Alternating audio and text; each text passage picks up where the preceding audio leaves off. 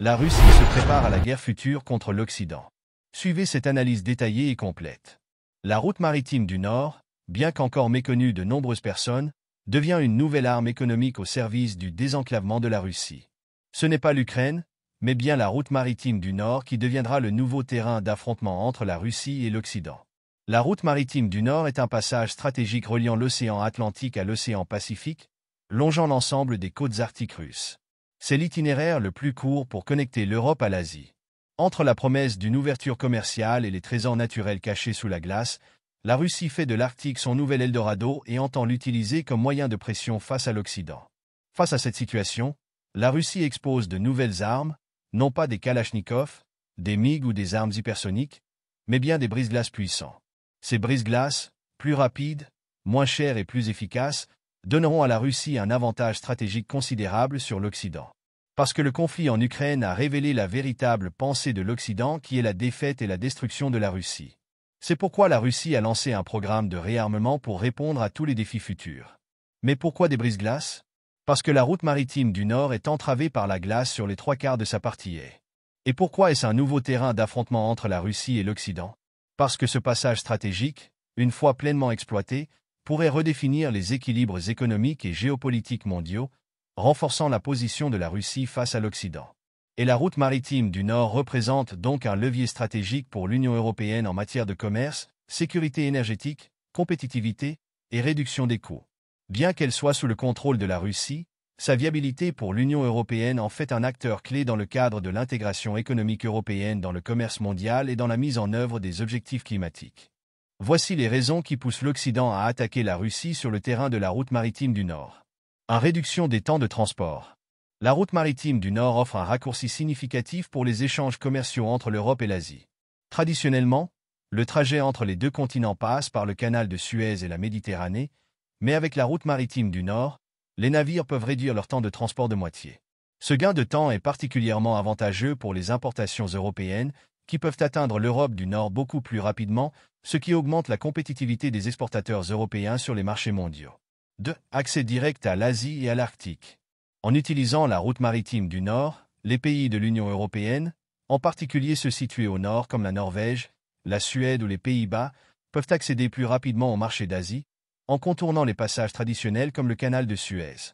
Cela représente une voie alternative stratégique, réduisant les risques liés aux détroits étroits ou aux zones sensibles en matière de sécurité. La connexion directe avec l'Asie permet également à l'Union européenne d'assurer une plus grande stabilité dans ses échanges commerciaux, notamment avec des pays clés comme la Chine, le Japon et la Corée du Sud, en rendant l'accès aux ressources naturelles et produits asiatiques plus fluide et économique. 3. Ressources naturelles de l'Arctique. La route permet d'acheminer des ressources naturelles en provenance de l'Arctique, notamment du pétrole, du gaz naturel, des métaux rares et d'autres matières premières, qui deviennent de plus en plus stratégiques pour l'Union européenne dans le cadre de ses besoins en énergie et matières premières. L'Union européenne, bien qu'elle ne possède pas de zones riches en ressources dans cette région, peut bénéficier directement de l'exploitation des ressources arctiques via des importations facilitées par la route maritime du Nord. 4. Alternatives aux routes traditionnelles.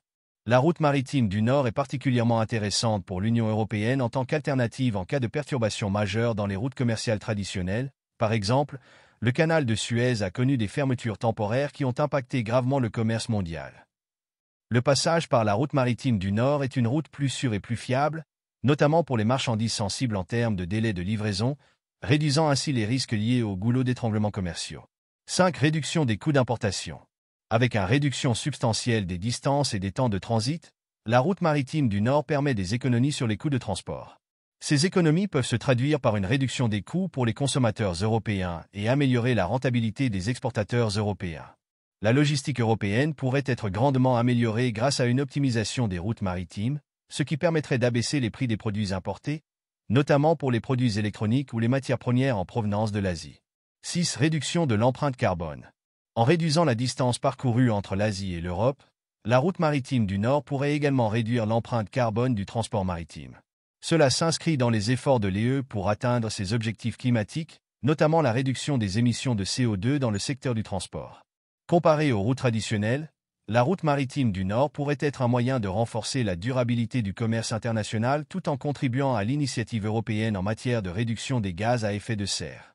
7. Positionnement stratégique et sécuritaire. Bien que la route maritime du Nord soit contrôlée par la Russie, elle représente un intérêt stratégique pour l'Union européenne en raison de son potentiel à être utilisée dans un contexte géopolitique plus large. La possibilité de naviguer dans des eaux plus sûres, en évitant certaines zones de conflits géopolitiques, augmente la sécurité des échanges commerciaux. 8. Diversification des routes d'approvisionnement. La route maritime du Nord permet à l'Union européenne de diversifier ses routes d'approvisionnement en ressources naturelles et autres marchandises essentielles, réduisant ainsi la dépendance à certaines routes maritimes qui peuvent être vulnérables à des crises, des tensions géopolitiques ou des catastrophes naturelles. Conclusion.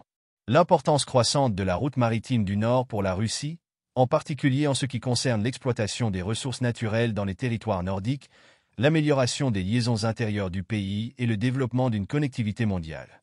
Il souligne l'évolution de la flotte de brise-glace nucléaire de la Russie, qui a été une composante clé du projet de la route maritime du Nord, et présente les avancées récentes dans le domaine. Au départ, la flotte de brise-glace nucléaire avait pour mission de faciliter le transport des ressources naturelles exportées des territoires nordiques de la Russie vers d'autres pays. Toutefois, au fil du temps, cette flotte a évolué pour remplir deux autres fonctions stratégiques majeures. La première est la connexion du territoire russe, particulièrement vaste, pour faciliter l'échange de biens et de produits industriels entre les régions, notamment entre l'Extrême-Orient russe et le reste du pays. La seconde fonction est l'extension de la connectivité de la Russie à la scène mondiale. La route maritime du Nord joue ainsi un rôle vital dans la facilitation du commerce international, en offrant une alternative plus rapide et plus sûre que les routes traditionnelles reliant l'Asie du Sud-Est à l'Europe via des passages comme le canal de Suez. Le texte compare l'itinéraire traditionnel, qui traverse des zones comme la mer Rouge, le canal de Suez, le Bosphore et la mer Méditerranée, à l'itinéraire plus direct et plus rapide qu'offre la route maritime du Nord, réduisant ainsi les risques et les coûts. Toutefois, l'obstacle majeur demeure la présence de glace dans la région. Pour surmonter ce défi, la Russie a investi dans la construction de brise-glaces de haute capacité, les plus puissants au monde, capables de naviguer dans des glaces épaisses de plusieurs mètres. Un exemple clé est le brise-glace leader en construction au chantier naval Zveda, qui aura une puissance de 120 MW et sera capable de se déplacer à une vitesse de 12 à 14 nœuds dans des conditions de glace difficiles. Et de partager pour informer les autres. N'oubliez pas aussi de laisser vos commentaires pour marquer votre intérêt.